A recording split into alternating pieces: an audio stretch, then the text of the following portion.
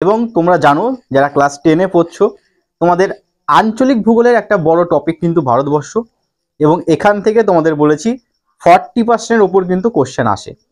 তাই ভারতবর্ষটাকে আমাদের খুব ভালো করে পড়তে হবে।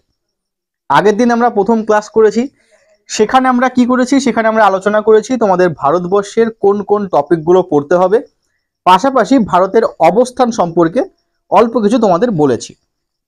তো আগের দিন যেটা তোমাদের পড়িয়েছি সেটা একবার ঝটপট রিভিশন করে নিই, দেখি তোমাদের কতটা মনে আছে। তো আমরা কি দেখেছিলাম?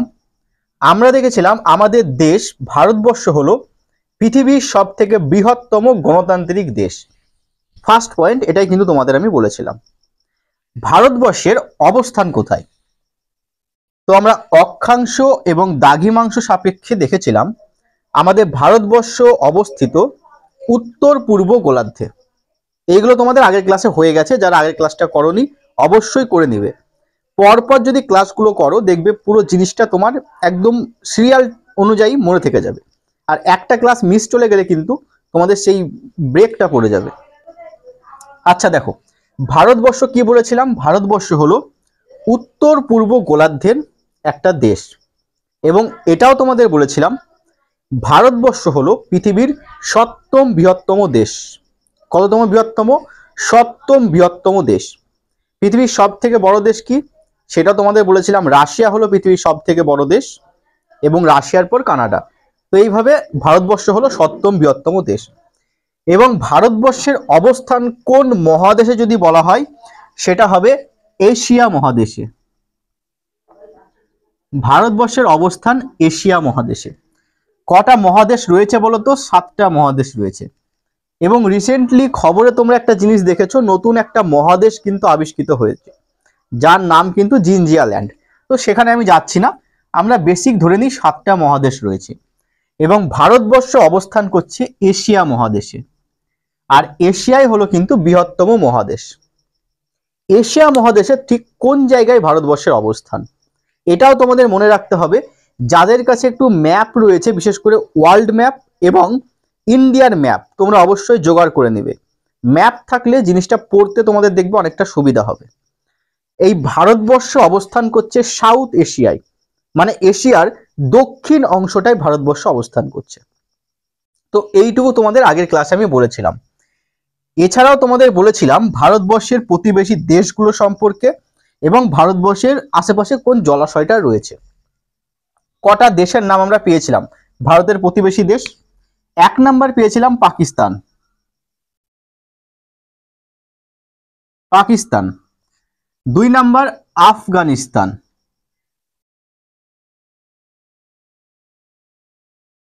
3 পেয়েছিলাম আমরা চীন, নেপাল, ভুটান, বাংলাদেশ, মায়ানমার, এবং আরো দুটো প্রতিবেশী দেশ রয়েছে ভারতের। একটা হচ্ছে শ্রীলঙ্কা, আর একটা দেশ খবরে খুব উঠে এসেছিল, সেটা হলো মালদ্বীপ। এমআই লিখে দিলাম, ঠিক আছে, বা লিখেই দিই মালদ্বীপ। মালদ্বীপ। এইগুলো হলো ভারতের প্রতিবেশী দেশ। কি কি বললাম? পাকিস্তান, আফগানিস্তান, চীন, নেপাল, ভুটান, বাংলাদেশ, মায়ানমার, শ্রীলঙ্কা এবং মালদ্বীপ। নামগুলো কিন্তু মনে রাখতে হবে, পরীক্ষায় আসে। আর কোন জলাশয় রয়েছে ভারতের? ভারতের পূর্ব দিকে বা পূর্ব উপকূল যেটা রয়েছে সেটা হচ্ছে বঙ্গোপসাগর, এবং পশ্চিমে রয়েছে আরব সাগর, এবং দক্ষিণে রয়েছে ভারত মহাসাগর। ভারত মহাসাগর। তো এই হলো ভারতের চতুর্সীমা।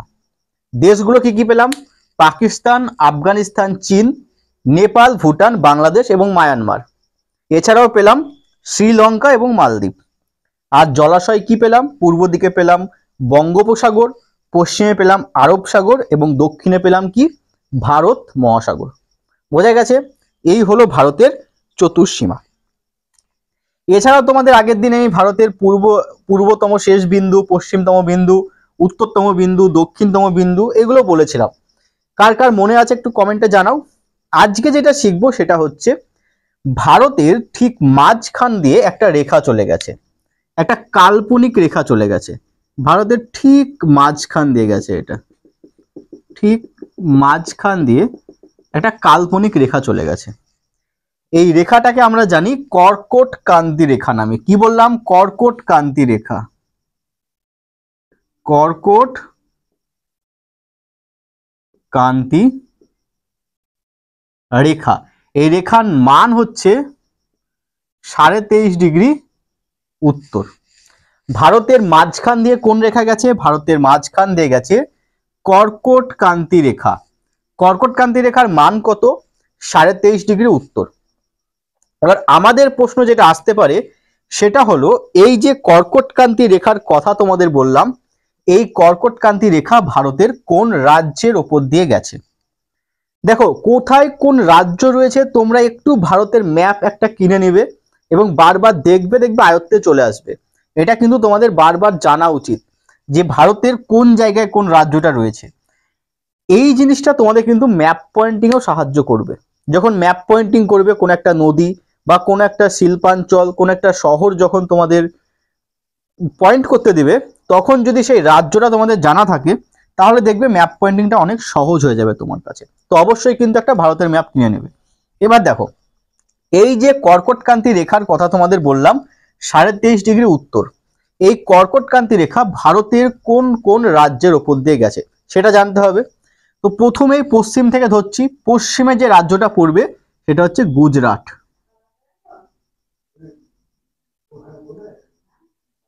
গুজরাট। গুজরাটের পর যে রাজ্যটা পড়বে সেটা হলো রাজস্থান।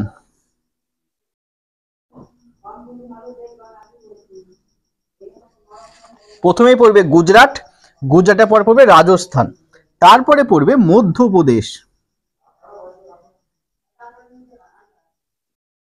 গুজরাট, রাজস্থান, মধ্যপ্রদেশ, ছত্তিশগড়,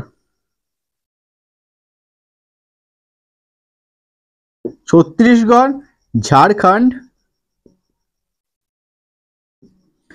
কি বললাম? গুজরাট, রাজস্থান, মধ্যপ্রদেশ, ছত্তিশগড়, ঝাড়খণ্ড।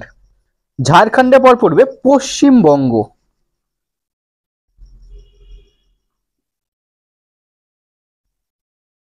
আচ্ছা, আমরা যখন ক্লাস 9-এ পশ্চিমবঙ্গটা পড়েছিলাম তখনও কিন্তু আমরা এই কর্কটক্রান্তি রেখার কথা পেয়েছি এবং সেখানে আমরা দেখেছিলাম পশ্চিমবঙ্গের কোন কোন জেলার উপর দিয়ে কর্কটক্রান্তি রেখা গেছে। কাদের একটু মনে আছে তোমরা একটু কমেন্ট করে জানাও দেখি, পশ্চিমবঙ্গের কোন কোন জেলার উপর দিয়ে কর্কটক্রান্তি রেখাটা গেছে। এটা অবশ্যই কিন্তু কমেন্টে তোমরা জানাও। পশ্চিমবঙ্গ, পশ্চিমবঙ্গর পর যে রাজ্যটা হয়েছে ত্রিপুরা, ত্রিপুরা এবং মিজোরাম। মিজোরাম। এই যে 8টা রাজ্যের নাম বললাম, এই 8টা রাজ্যের নাম কিন্তু মনে রাখতে হবে। এই 8টা রাজ্যের উপর দিয়ে কর্কটক্রান্তি রেখা গেছে। প্রথমেই দেখো গুজরাট, গুজরাট মনে রাখা খুব সহজ, এই যে ভাঙা অঞ্চল এটা হচ্ছে গুজরাট। তো প্রথমেই কার নাম পাবো? গুজরাট।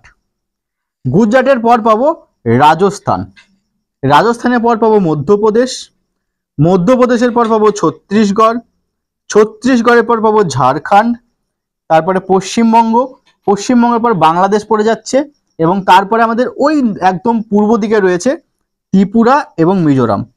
এই 8টা রাজ্যের ওপর দিয়ে কর্কটক্রান্তি রেখা গেছে, যার মান কত? 23.5 ডিগ্রি উত্তর। বোঝা গেছে? এরপরে যেটা দেখবো সেটা হচ্ছে প্রমাণ দ্রাঘিমা রেখা। এরপরে যেটা দেখবো সেটা হচ্ছে প্রমাণ দ্রাঘিমা রেখা। তো বোর্ডটা আমি একটু পরিষ্কার করে দিই। আচ্ছা, বোর্ডটা একটু পরিষ্কার করে দিই, এরপরে দেখবো প্রমাণ দ্রাঘিমা রেখা। দেখো,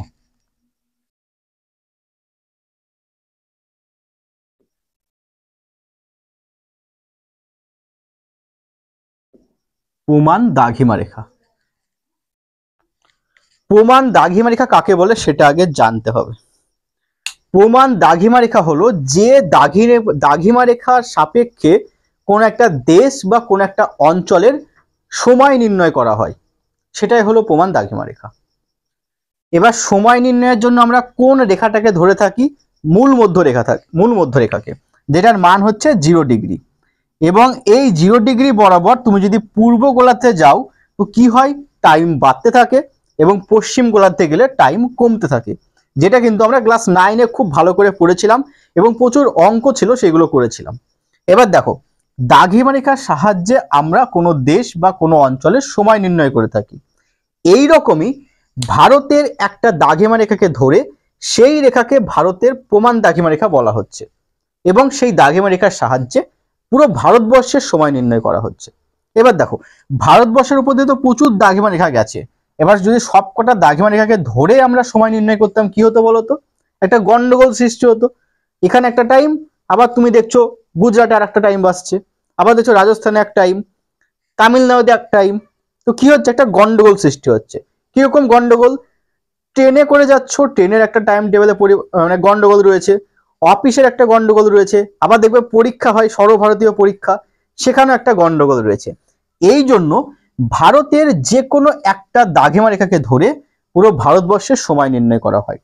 সেই দ্রাঘিমা রেখার মান কত? 82°, 30 মিনিট পূর্ব, 82°30 পূর্ব। এই দ্রাঘিমা রেখার সাহায্যে পুরো ভারতবর্ষের সময় নির্ণয় করা হয়। এবং এই দ্রাঘিমা রেখার যে টাইমটা বেরোয় সেটা লন্ডনের গ্রিনিচ শহর বা লন্ডনের থেকে 5.5 ঘন্টা এগিয়ে থাকে। মানে কি বলতো, লন্ডনে যদি এখন 2টো বাজে, আমার দেশে কিন্তু 5.5 ঘন্টা এগিয়ে থাকবে, মানে 7:30টা বেজে যাবে। বোঝা গেছে পুরো বিষয়টা? চলো, এবার যেটা জানতে হবে আমাদের সেটা হলো, এই যে প্রমাণ দ্রাঘিমা রেখার কথা আমরা পেলাম, এই প্রমাণ দ্রাঘিমা রেখা ভারতের কোন কোন রাজ্যের উপর দিয়ে গেছে, এটা কিন্তু খুব ভালো করে দেখতে হবে। এবার এই যে প্রমাণ দ্রাঘিমা রেখার কথা আমরা পেলাম, প্রমাণ দ্রাঘিমা রেখা ভারতের কোন কোন রাজ্যের উপর দিয়ে গেছে, ঠিক এই রকম জায়গা দিয়ে প্রমাণ দ্রাঘিমা রেখাটা চলে গেছে ভারতের। ওকে, তো প্রথমে যে রাজ্যটা আমরা পাবো সেটা হচ্ছে উত্তরপ্রদেশ। কি বললাম? উত্তরপ্রদেশ।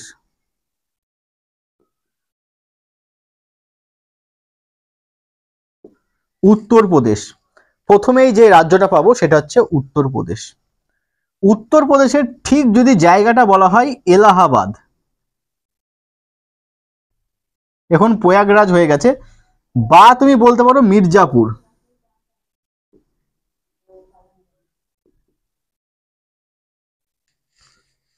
কি বললাম? উত্তরপ্রদেশ, উত্তরপ্রদেশে এলাহাবাদ বা মির্জাপুর বলতে পারো। এই এলাহাবাদ বা মির্জাপুরের উপর দিয়ে এই প্রমাণ দ্রাঘিমা রেখা বা 82°30 দ্রাঘিমা রেখাটা চলে গেছে। বোঝা গেছে পুরো বিষয়টা? এছাড়াও রয়েছে উড়িষ্যা রয়েছে, অন্ধ্রপ্রদেশ রয়েছে, লিখে দিই তোমাদের, উড়িষ্যা রয়েছে, অন্ধ্রপ্রদেশ রয়েছে, ছত্তিশগড় রয়েছে। তো এই রাজ্যগুলোর উপর দিয়ে মোটামুটি এই 82°30 দ্রাঘিমা রেখাটা গেছে। ব্যাস, এটুকু ক্লিয়ার হয়েছে তোমাদের প্রত্যেকের? চলো, এবার যেটা দেখব সেটা হলো, এই যে আমাদের ভারতবর্ষ রয়েছে, এই ভারতবর্ষ তো কোনো দেশের সঙ্গে বর্ডার শেয়ার করছে, বা ভারতের পাশে যে দেশটা রয়েছে তার মাঝে কিন্তু একটা বর্ডার দেওয়া রয়েছে। আমাদের জানতে হবে ভারতের এই যে বর্ডারগুলো রয়েছে, বর্ডারগুলোর নাম কি, এবং কোন দেশের সঙ্গে কোন বর্ডারটা শেয়ার করছে, পাশাপাশি সেই বর্ডারের সঙ্গে কোন রাজ্যগুলো যুক্ত রয়েছে, সেটা এবার আমাদের জানতে হবে। তো সবার প্রথমে আমরা যে বর্ডারটার নাম শুনবো সেটা হচ্ছে ভারত এবং পাকিস্তানের মধ্যে বর্ডার। চলে আসি, ভারত এবং পাকিস্তান। ভারত এবং পাকিস্তানের মধ্যে যে বর্ডারটা রয়েছে তার নাম কি? অ্যান্সার কি হবে? অ্যান্সার হবে রেড ক্লিফ লাইন।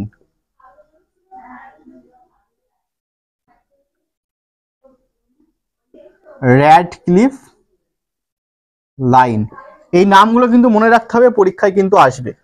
ভারত এবং পাকিস্তান, এই দেখো এখানে পাকিস্তান রয়েছে, মানে এইটুকু বর্ডার, মানে এই বর্ডারটা, এখান থেকে এই যে বর্ডারটা রয়েছে, এই বর্ডারটার কথা বলা হয়েছে, ভারত এবং পাকিস্তান বর্ডার। পাশাপাশি কিন্তু আরেকটা জিনিস মাথায় রাখতে হবে, এটা কিন্তু আবার বাংলাদেশের যে বর্ডারটা রয়েছে সেটার কথাও কিন্তু এখানে বলা হচ্ছে। কারণ তোমরা জানো, আমাদের দেশ যখন স্বাধীন হয় কত খ্রিস্টাব্দে? 1947। এই 1947 খ্রিস্টাব্দে ভারত পাকিস্তান বর্ডারটা টানা হয়। স্যার র্যাডক্লিফ কিন্তু টেনেছিল। তখন কিন্তু বাংলাদেশটাকে পাকিস্তানের অন্তর্ভুক্ত করে দেওয়া হয়। তাই বর্ডারটা আমরা পাকিস্তানের বর্ডারটা বাংলাদেশের এই বর্ডারটাকে ধরবো। এর নাম কি বললাম? Radcliffe line. তবে আর একটা বর্ডার কিন্তু টানা হয়েছে বাংলাদেশ, সেটা হচ্ছে 3 বিঘা করিডর। সে ব্যাপারে তোমাদের একটু পরে বলছি। দেখো, এবার তোমাদের যেটা জানতে হবে, এই যে র্যাডক্লিফ লাইনের কথা বললাম, এই র্যাডক্লিফ লাইন ঠিক কোন কোন রাজ্যের ওপর দিয়ে বা কোন কোন রাজ্যের সঙ্গে টানা হয়েছে সেটা একটু জেনে নিতে হবে। দেখো, এইখানে রয়েছে কিন্তু গুজরাট রাজ্য। এখানে কি রয়েছে? গুজরাট। তো 1 নাম্বার পেলাম গুজরাট। গুজরাট। এখানে রয়েছে রাজস্থান।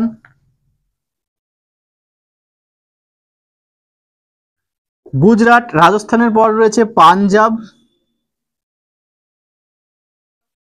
পাঞ্জাব এবং এইখানে করে একটা কেন্দ্রশাসিত অঞ্চল রয়েছে যার নাম হলো জম্মু কাশ্মীর।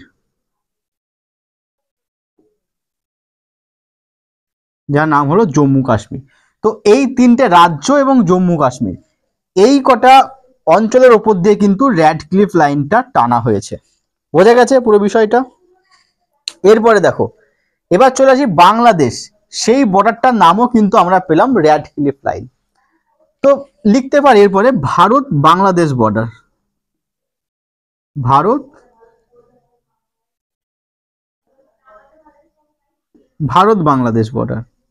ওকে, দেখো এটার নাম র্যাডক্লিফ লাইনও হয়েছে, আবার এখানে 3 বিঘা করিডোরও বলা হয়। কোন অঞ্চলটা 3 বিঘা করিডোর বলতো? এই যে কোচবিহার রয়েছে ভারতের, আর বাংলাদেশেও একটা কোচবিহার রয়েছে, বিশেষ করে দিনাজপুর রয়েছে।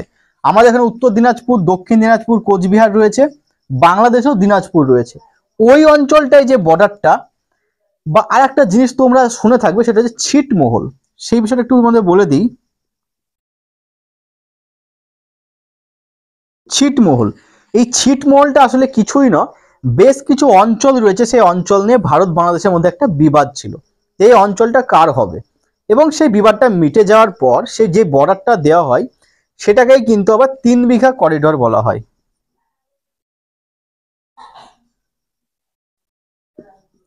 3 বিঘা করিডোর বলা হয়। তো এবার জানতে হবে এই 3 বিঘা করিডোর বা র্যাডক্লিফ লাইন বলতে পারো, পুরনো যে বর্ডারটা ছিল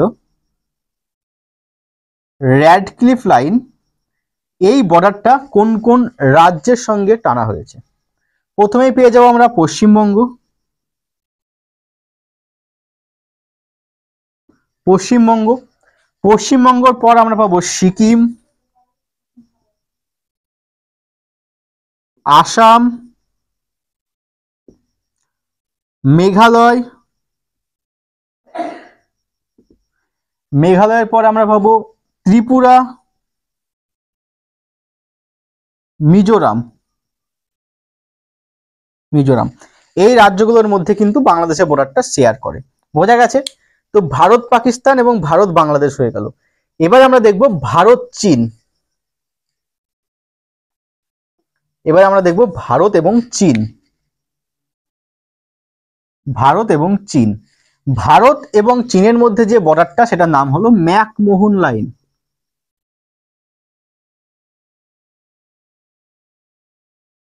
ম্যাকমোহন লাইন, এই ম্যাকমোহন লাইন কোন কোন রাজ্যের ওপর দিয়ে টানা হয়েছে একটু দেখে নাও। এই জায়গায় রয়েছে লাদাখ, ভারতের আরো একটা কেন্দ্রশাসিত অঞ্চল। কি বললাম? লাদাখ। লাদাখের পর রয়েছে হিমাচল প্রদেশ।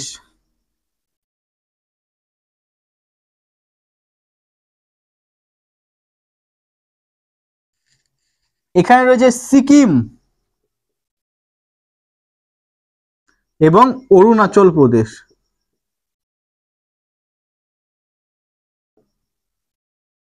অরুণাচল প্রদেশ, কি বললাম?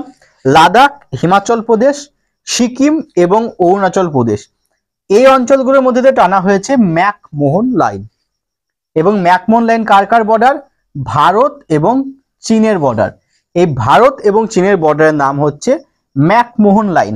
আর একটা বর্ডার পড়তে হবে তোমাদের, সেটা হচ্ছে ভারত এবং আফগানিস্তান বর্ডার, সামান্য একটু বর্ডার রয়েছে ভারত এবং আফগানিস্তানের। ভারত এবং আফগানিস্তান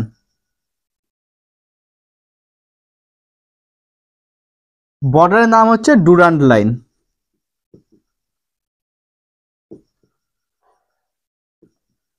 সামান্য একটু বর্ডার। আবার পাকিস্তান এবং আফগানিস্তানের যে বর্ডারটা সেটাও হচ্ছে ডুরান্ড লাইন। এবার তোমরা বলবে কেন একই নাম? তার কারণ হলো ভারত, পাকিস্তান আর আফগানিস্তান যখন বর্ডারটা টানা হয় তখন ভারত এবং পাকিস্তান একসঙ্গে ছিল, তাই বর্ডারটার নাম ডুরান্ড লাইন, এবং সেটা টানা হয়েছে ভারত এবং আফগানিস্তানের সঙ্গে। যখন পাকিস্তান ভাগ হয়ে গেল তখন বর্ডারটা কি পাকিস্তানের সঙ্গে পড়ে গেল, তাই সেই ডুরান্ড লাইন থেকে গেল। এবং একদম সামান্য একটু অঞ্চল লাদাখের, সেটা হচ্ছে আফগানিস্তানের সঙ্গে রয়েছে, যার নাম আমরা কি পেলাম? Durand line. এবার দেখো আরো দুটো বর্ডার কিন্তু আমাদের পড়তে হবে, এল O C R L A C, এই দুটো জানতে হবে। Line of control, L O C মানে হচ্ছে লাইন অফ কন্ট্রোল, এবং এল এ সি মানে হচ্ছে লাইন অফ অ্যাকচুয়াল কন্ট্রোল। এই দুটো জিনিস কি সেটা একটু জানতে হবে। দেখো ভারতবর্ষ যখন স্বাধীন হয় তখন কি ছিল, আমাদের ভারতবর্ষ কিন্তু এরকম ছিল না। ভারতবর্ষের মধ্যে অনেক দেশীয় রাজা ছিল যারা কিন্তু সেই সময় ভারতবর্ষের সঙ্গে যুক্ত হয়নি। যেমন আমরা বলতে পারি হায়দ্রাবাদ, যেমন বলতে পারি কাশ্মীর, কোচবিহার বলতে পারি, সিকিম বলতে পারি, আমরা বলতে পারি জুনাগড় বলতে পারি গুজরাটের দিকে। তো এইগুলো কিন্তু ভারতের সঙ্গে যুক্ত হয়নি। পরবর্তীকালে আমাদের ভারতের যে হোম মিনিস্টার ছিল সেই সময় সর্দার বল্লভভাই প্যাটেল, তিনি কিন্তু বিভিন্ন রকম প্ল্যান করে সেই রাজ্যগুলোকে ভারতের সঙ্গে বা সেই অঞ্চলগুলোকে ভারতের সঙ্গে যুক্ত করে।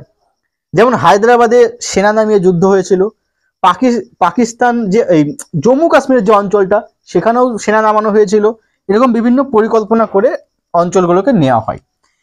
তো জম্মু কাশ্মীর যখন স্বাধীন ছিল সেই সময়তে এই অঞ্চল থেকে কি হয়েছিল, পাকিস্তান, এই অঞ্চলগুলো থেকে পাকিস্তান আক্রমণ চালাচ্ছিল জম্মু কাশ্মীরের ওপর, এবং প্রায় অনেকটাই অঞ্চল পাকিস্তান দখল করে নেয়।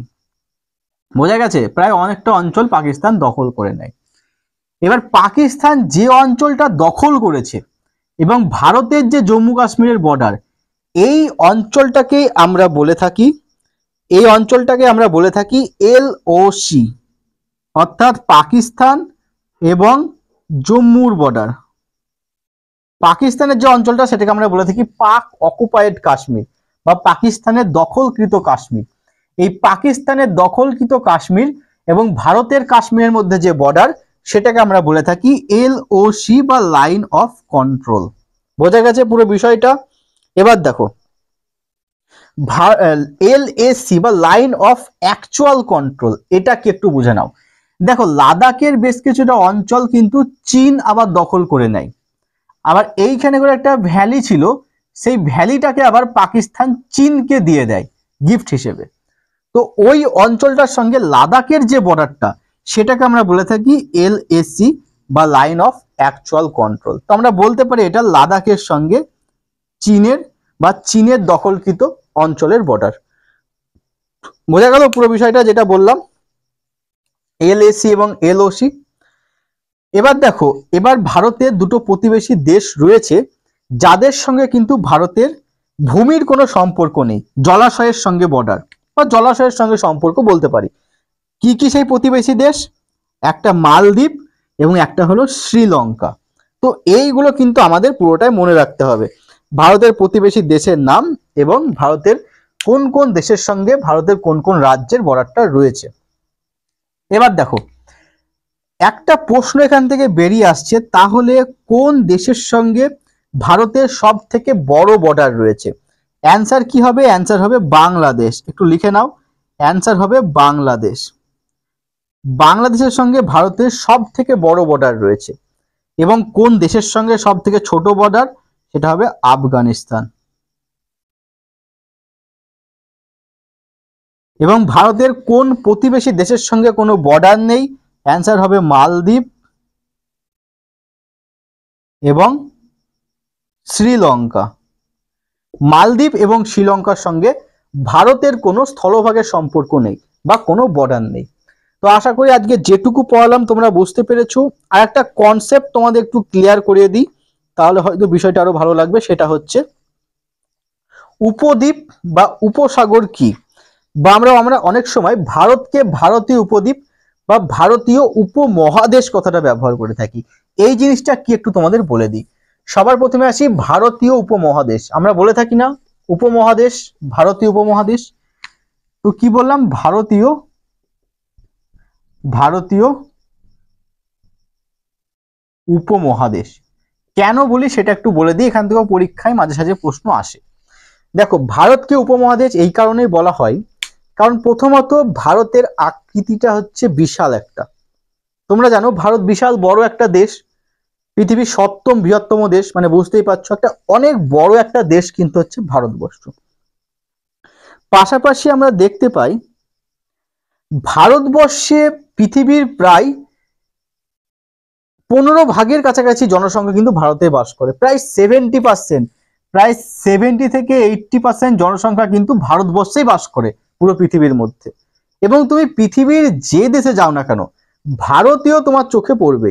যে তুমি আমেরিকা যাও, ইংল্যান্ড যাও, ফ্রান্স যাও, ব্রাজিল যাও, রাশিয়া যাও, পৃথিবীর যে কোনো দেশে যাও, একজন না একজন ভারতীয় তোমার চোখে পড়বেই পড়বে। পাশাপাশি ভারতের এই যে বৈচিত্র্য, সাংস্কৃতিক বৈচিত্র্য বলতে পারি, ভারতের জলবায়ুগত বৈচিত্র্য বলতে পারি, ভূপ্রাকৃতিকগত বৈচিত্র্য বলতে পারি, তো এই সকল কারণে আমরা ভারতকে ভারতীয় উপমহাদেশ বলতে পারি। অর্থাৎ একটা মহাদেশে যা কিছু থাকতে পারে সমস্তটাই রয়েছে ভারতবর্ষে, তাই ভারতকে ভারতীয় উপমহাদেশ বলা হয়। এবার যে প্রশ্নটা আসছে উপদ্বীপ, ভারতকে কেন উপদ্বীপ বলা হয়? ভারতকে কেন উপদ্বীপ বলা হয়? আচ্ছা, দ্বীপ আমরা কাকে বলি বলো দেখি। চারিদিকে জলাশয় থাকবে, চারিদিকে জলাশয় থাকবে, তার মাঝের একটা সমভূমি অঞ্চলকে আমরা প্রধানত দ্বীপ বলে থাকি। আর উপদ্বীপ কাকে বলবো? যে ভূমির 3 দিকে জল রয়েছে, একদিকে স্থলভাগ রয়েছে, তাকে আমরা উপদ্বীপ বলবো। দেখো, ভারতবর্ষকে যদি একটু কল্পনা করি, আমরা দেখতে পাবো ভারতবর্ষের 3 দিকেই জল রয়েছে। দেখো, 3 দিকেই জল রয়েছে, শুধুমাত্র একদিকটা স্থলভাগ, তাই ভারতকে উপদ্বীপ বলা হয়। আর একটা প্রশ্ন উঠে আসছে উপসাগর। উপসাগর জিনিসটা কি এটা একটু বলে দিই। দেখো, যে জলাভূমির একদিকে স্থলভাগ থাকবে সেটাই হচ্ছে উপসাগর। আশা করি বোঝাতে পেরেছি। যে জলাভূমির, আচ্ছা এটা সাগর, সরি একটু মিস্টেক হয়ে গেল। যে জলাভূমির একদিক স্থলভাগ থাকবে সেটা হচ্ছে সাগর, বোঝা গেছে। আর মহাসাগর কি? যার পুরোটাই জলভাগ সেটা মহাসাগর। আর যে জলাভূমির একদিক সমভূমি থাকবে বা একদিকে কোনো স্থলভূমি থাকবে আর বাকিটা একটা বিশাল জলরাশি, সেটা হচ্ছে সাগর বা সি। আর উপসাগর কি? যে জলাভূমির তিন তিন দিকে স্থলভাগ থাকবে, 3 দিকে স্থলভাগ থাকবে।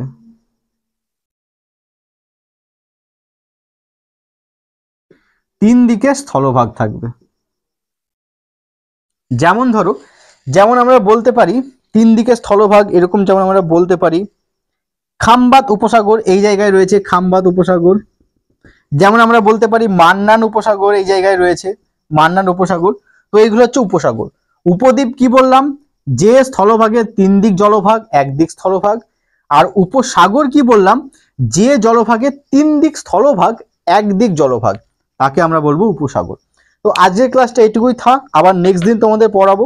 নেক্সট দিন ক্লাসটা করার আগে তোমরা একটা কাজ করবে, ভারতের বিভিন্ন রাজ্যের রাজধানী, ভারতের কেন্দ্রশাসিত অঞ্চল এবং কেন্দ্রশাসিত অঞ্চলের রাজধানী, এগুলো কিন্তু পড়ে রাখবে। পাশাপাশি কিন্তু ম্যাপ থেকে দেখে রাখবে কোন রাজ্যটা কোথায় অবস্থান করছে, কোন কেন্দ্রশাসিত অঞ্চলটা কোথায় অবস্থান করছে, এগুলো কিন্তু একটু ক্লাসে দেখে আসবে। তাহলে নেক্সট ক্লাসটা করতে তোমাদের অনেক সুবিধা হবে। চলো তাহলে ক্লাসটা আজকে এখানে শেষ করি। সবাই ভালো থেকো এবং মন দিয়ে পড়াশোনা করো।